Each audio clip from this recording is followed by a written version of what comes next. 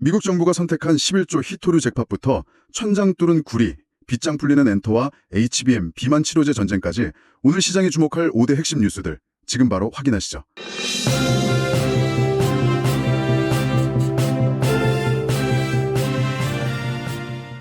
안녕하세요.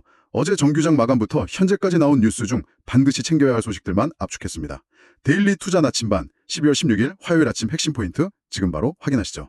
간밤 미국 증시 상황부터 좀 빠르게 짚어볼게요. 네. 여전히 좀 안 좋았죠. 맞아요. AI 랠리에 대한 불안감이 가시질 않아요. 오라클에 이어서 브로드컴까지 2연타를 맞았습니다. 어제 보니까 브로드컴이 거의 6%나 빠졌더라고요. 네, 오라클도 3% 추가로 빠지면서 이틀 연속 약세였고요. 게다가 내일 중요한 지표 발표가 있잖아요. 비농업 고용지표요? 네, 그걸 앞두고 다들 몸을 사리는 거죠. 그래서 결국 약보합으로 눈치 보다가 마감됐습니다. 알겠습니다. 자, 여기까지가 어젯밤 속보였고요. 이제부터가 진짜 저희 이야기의 시작입니다.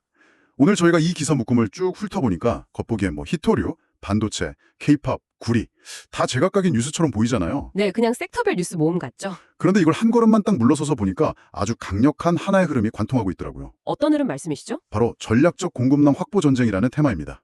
공급망 전쟁. 맞아요. 단순히 물건을 만들고 파는 시대를 넘어서 이제는 핵심 자원, 기술, 심지어는 문화 플랫폼까지 그 공급망 자체를 지배하려는 국가와 기업들의 보이지 않는 전쟁이 벌어지고 있는 거죠. 네, 그래서 오늘 저희의 미션은 바로 이 기사들 속에서 그 전쟁의 양상을 읽어내고 흩어진 점들을 선으로 한번 연결해보는 겁니다. 좋습니다. 그럼 그 거대한 전쟁의 가장 상징적인 현장부터 시작해볼까요? 네, 바로 고려 아연 소식입니다. 미국 정부와 손잡고 테네시주에 무려 11조 원짜리 재련소를 짓는다는 소식. 이게 그냥 큰 공장 하나 짓는다 이런 수준의 이야기가 아니더라고요. 전혀 아니죠. 이건 미국이 정말 국가의 명운을 걸고 추진하는 탈중국 공급망 구축 프로젝트의 심장부를 한국 기업과 함께 만드는 격이에요. 심장부라고까지 표현하시네요. 네. 총 투자액이 74억 달러, 우리 돈으로 약 11조 원인데 여기서 진짜 주목해야 할 건 투자 구조예요. 투자 구조요? 네. 고려아연과 미국 국방부, 상무부, 그리고 현지 투자자가 크로스오버 JV라는 합작 법인을 만들거든요. 근데 이 법인의 최대 주주가 누군지 아세요? 고려 아연이 아닐까요? 바로 미국 국방부입니다. 지분이 무려 40.1%나 돼요. 잠깐만요. 국방부요? 아니 민간기업 합작법인에 미국 국방부가 최대 주주로 들어온다고요? 그렇죠. 정말 파격적인 일이죠. 이게 뭘 의미하겠어요? 이 재련소에서 만드는 물건들이 단순한 공산품이 아니라 사실상 전략 무기에 준하는 취급을 받는다는 뜻입니다. 와, 전략무기라. 듣고 보니 그럴 수밖에 없겠네요. 생산 품목을 보면요. 정확해요. 생산 품목 리스트를 보면 그 의조가 명확해지죠. 아연, 구리 같은 기초금속은 물론이고요. 반도체용 황산, 그리고 히토류를 포함한 핵심 전략광물 13종을 생산하거든요. 근데 그중에 11종이 미국 정부가 지정한 국가 안보 필수 핵심 광물이라고요? 맞습니다. 인듐, 갈륨, 게르마늄처럼 반도체, 전투기, 미사일에 없어서는 안 될 재료들이죠. 이러니 미국 국방부가 직접 나설 수밖에요. 게다가 더 흥미로운 건 이 합작법인이 고려아연 본사 지분 10%를 인수한다면서요. 이건 단순한 사업 파트너를 넘어서는 거잖아요. 그렇죠. 최은범 회장의 경영권 안정을 위해서 미국 정부가 일종의 백기사로 등판하는 셈이에요. 와, 한미동맹이 이제 군사안보를 넘어서 기업 지배구조에까지 영향을 미치네요. 정말 대단한데요? 진화 러먼도 미 상무장관이 이걸 두고 미국의 핵심 광물 판도를 바꿀 획기적인 딜이라고 평가한 게 빈말이 아니었던 거죠. 이건 한미 경제안보 동맹이 전략 자원 동맹으로 진화하는 역사적인 이정표라고 볼 수 있습니다. 네, 이런 핵심 광물 공급망을 확보하려는 움직임, 다른 원자재 시장에서도 나타나고 있어요. 흔히 닥터코퍼라고 하죠. 경제의 건강 상태를 보여준다는 구리가격이 천장을 뚫고 또 사상 최고치를 경신했더라고요. 네, 어제 런던 금속거래소에서 톤당 11만 816달러를 찍었죠. 이것도 공급망 전쟁의 연장선에서 봐야 해요. 이것도요? 네. 표면적인 이유는 주요 광산의 생산 차질이지만 그 이면을 들여다보면요. 미국이 향후 부과될 수입 관세를 피하고 안정적인 물량을 확보하기 위해 전 세계 구리를 대량으로 사들이고 있어요. 일종의 사재기 현상이죠. 수요를 미리 당겨오는 거군요. 구조적인 수요 증가도 무시할 수 없지 않나요? 전기차라든가 신재생 에너지 같은. 물론이죠. 전기차 한 대에 들어가는 구리 양이 내연기관차의 4배나 되고요. 해상풍력발전소 같은 신재생 에너지 인프라에는 구리가 정말 엄청나게 필요하거든요. 이건 일시적인 현상이 아니라 산업 구조가 바뀌면서 생기는 거대한 수요의 파도인 셈이에요. 결국 LS나 풍산 같은 국내 관련 기업들 주가도 이런 큰 흐름 속에서 움직이게 되겠네요. 그렇죠. 자, 지금까지는 눈에 보이는 물리적 공급망에 대한 이야기였어요. 네. 그런데 저희가 받은 기사 묶음에는 또 다른 차원의 공급망 전쟁 이야기가 숨어 있습니다. 다른 차원이요? 바로 문화 콘텐츠의 공급망입니다. 아, K-팝 이야기로 넘어가시는군요. 대통령실이 직접 나서서 내년 1월에 중국에서 대규모 K-팝 콘서트를 추진한다. 이게 단순한 공연제에 이상의 의미가 있다는 말씀이시죠? 맞습니다. 수년간 굳게 닫혔던 한알령이라는 빗장을 정부가 직접 나서서 연다는 건 아주 중요한 신호예요. K-팝이 이제 단순한 엔터테인먼트가 아니라 중요한 전략 자산으로 인식되고 있다는 증거거든요. 하이브, SM, JYP, YG 4대 기획사를 모두 접촉했다는 점도 좀 인상 깊었어요. 바로 그 지점이죠. 이건 개별 기업 차원의 시도가 아니라 국가적인 어젠다라는 걸 보여주는 거니까요. 그러고 보니 요즘 K-팝 산업의 체질 자체가 예전과는 완전히 달라진 것 같아요. 예전에는 아티스트 개개인의 인기에 의존했다면 이제는 산업 전체를 아우르는 강력한 플랫폼이 등장했잖아요. 아, 하이브의 위버스 말씀이시죠? 네, 맞아요. 바로 그게 핵심입니다. 위버스는 월간 활성 사용자가 이제 1,100만 명을 넘었어요. 명실상부한 세계 최대 팬 플랫폼이 됐죠. 근데 이게 정말 무서운 건 YG의 블랙핑크나 SM의 에스파 같은 경쟁사시 아티스트들까지 위버스로 끌어들였다는 점이에요. 아, 맞다. JYP 빼고는 다 들어왔죠. 네, 빅3가 사실상 하나의 플랫폼에 모인 거예요. 이건 마치 MS 윈도우나 애플 iOS처럼 K-팝 산업의 운영체제를 장악하려는 시도라고 볼 수 있습니다. 운영체제요. 와, 비유가 확 와닿네요. 팬덤 데이터를 독점하고 여기서 파생되는 모든 부가 사업의 중심이 되겠다는 거죠. 콘텐츠를 유통하는 파이프라인, 즉 문화 공급망을 장악하는 전쟁인 셈입니다. 와, 문화 공급망 전쟁이라는 프레임으로 보니까 K-팝 뉴스가 전혀 다르게 해석되네요. 그럼 다음 주제인 바이오, 특히 비만 치료제 시장 경쟁도 비슷한 관점에서 볼 수 있을까요? 물론이죠. 이건 미래 헬스케어 공급망을 선점하려는 전쟁이에요. 현재 시장을 휩쓸고 있는 약들이 GLP-1 계열이잖아요. 네, GLP-1. 이게 뭔지 간단하게만 설명해 주실 수 있을까요? 네, 우리 몸이 음식을 먹었을 때 장에서 나오는 호르몬인데요. 이게 뇌에 가서 이제 배부르니 그만 먹어라는 신호를 보내는 역할을 해요. 비만 치료제는 이 호르몬과 유사한 성분으로 그 신호를 아주 강력하게 그리고 오래 지속되게 만드는 원리죠. 효과는 확실하지만 근육이 같이 빠진다거나 구토 같은 부작용이 문제였고요. 맞아요. 그래서 지금 전쟁의 핵심은 그 부작용을 없애고 매번 주사를 맞아야 하는 불편함을 없앤 차세대 게임 체인저를 누가 먼저 만드느냐예요. 국내 기업들도 이 전쟁에 본격적으로 뛰어들었죠. 네, 펩트로는 일라일릴리와의 기술 이전 기대감이 큰 상황에서 생산 기지인 오송 20장 착공 허가를 받았고요. 일동제약은 먹는 약으로 임상 1상에서 4주 만에 9.9% 감량 효과를 보여주면서 시장을 놀랍게 했어요. 올릭스가 비만 관련 대사질환 치료제 후보 물질을 일라일릴리에 대규모 기술 수출한 것도 같은 맥락이겠네요. 한국의 바이오 기술력이 글로벌 제약사의 미래 공급망에 편입되는 과정이라고 볼 수 있겠어요. 정확합니다.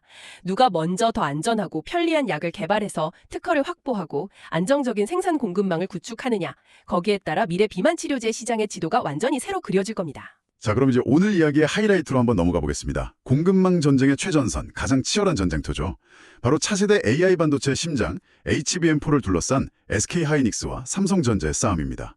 어제 하루에만 서로 완전히 다른 내용의 기사가 동시에 쏟아져서 시장이 그야말로 혼돈에 빠졌어요. 이걸 한번 제대로 파헤쳐보죠. 이건 정말 흥미로운 케이스예요. 기술 전쟁인 동시에 여론을 통해 시장의 인식을 장악하려는 인식의 전쟁이거든요. 인식의 전쟁이라. 네, 먼저 어제 뉴시스에서 나온 SK하이닉스 측 기사를 보죠. 내용은 이거예요.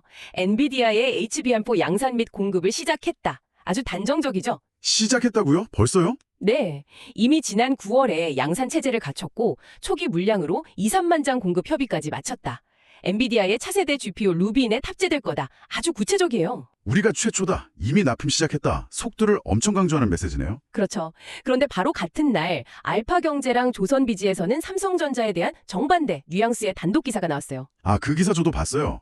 글로벌 3사 중 유일하게 엔비디아의 최종 품질 테스트에 진입했다는 거잖아요. 맞습니다.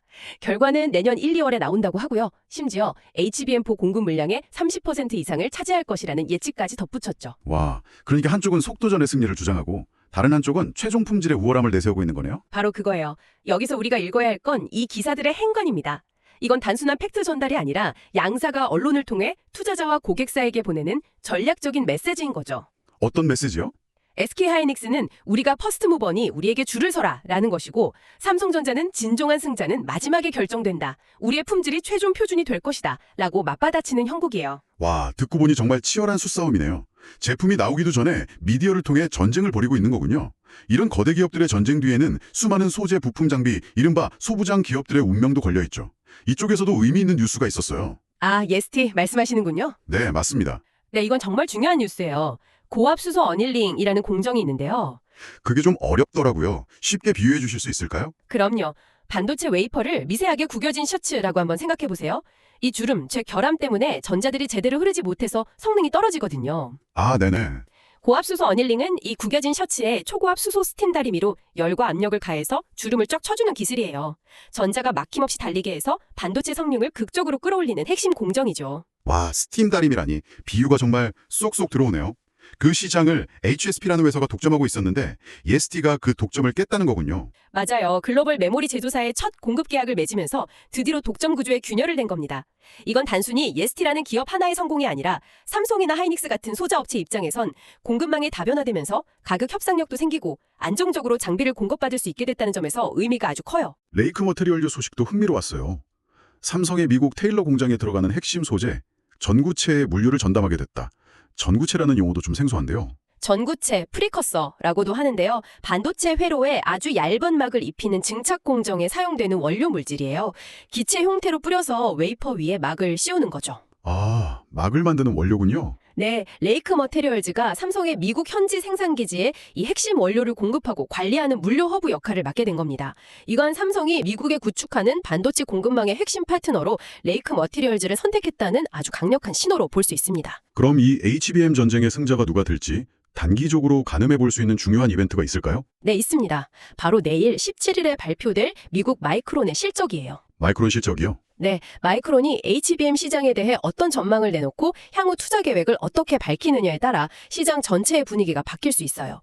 삼성과 하이닉스의 주가 향방에도 중요한 단기 변수가 될 테니 꼭 챙겨보셔야 합니다. 알겠습니다. 정말 숨가쁘게 반도체 전쟁의 최전선을 살펴봤네요. 이 거대한 공급망 재편의 흐름은 다른 산업들로도 확산되고 있죠.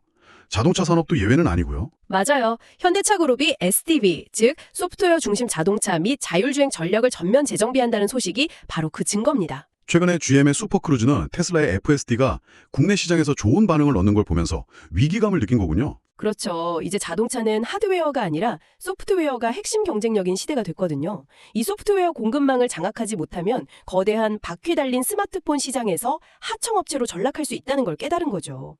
연말 인사 이후 대대적인 조직 개편이 예상됩니다. 에너지 분야에서도 비슷한 움직임이 있네요. 팀 코리아가 체코 원전 수주에 총력전을 펼치고 있다는 소식입니다. 이것도 마찬가지죠. 원자력 발전소라는 거대한 기술과 인프라, 즉 에너지 기술 공급망을 통째로 수출하는 사업이에요. 한수원을 중심으로 두산 에너빌리티, 대우건설 등이 하나의 팀으로 움직이는 이유죠. 체코 최대 국책사업 중 하나라 만약 수주에 성공하면 국내 원전 생태계 전체에 엄청난 활력을 불어넣게 될 겁니다. 마지막으로 보내주신 단신들도 이 공급망 전쟁이라는 큰 틀에서 정리해 볼 수 있겠네요. 네, 몇 가지만 짚어보면요. 미국과 우크라이나의 종전 접상이 돈바스 지역 통제권 문제로 난항을 겪는다. 이건 지정학적 리스크가 여전히 글로벌 공급망의 가장 큰 변수라는 걸 보여주고요. 그렇죠. 또 글로벌 CEO 68%가 내년 AI 지출을 늘리겠다는 건 AI 기술 공급망을 선점하려는 경쟁이 더욱 치열해질 거라는 예고편이죠. 로봇 청소기 룸바로 유명한 아이로봇이 파산 보호를 신청하고 중국 기업에 넘어갔다는 소식은 좀 씁쓸하네요. 오늘 우리가 함께 나눈 이야기들이 여러분의 시야를 넓히는 데 조금이나마 도움이 되었기를 바랍니다. 청취해주셔서 감사합니다. 즐거운 하루 되세요.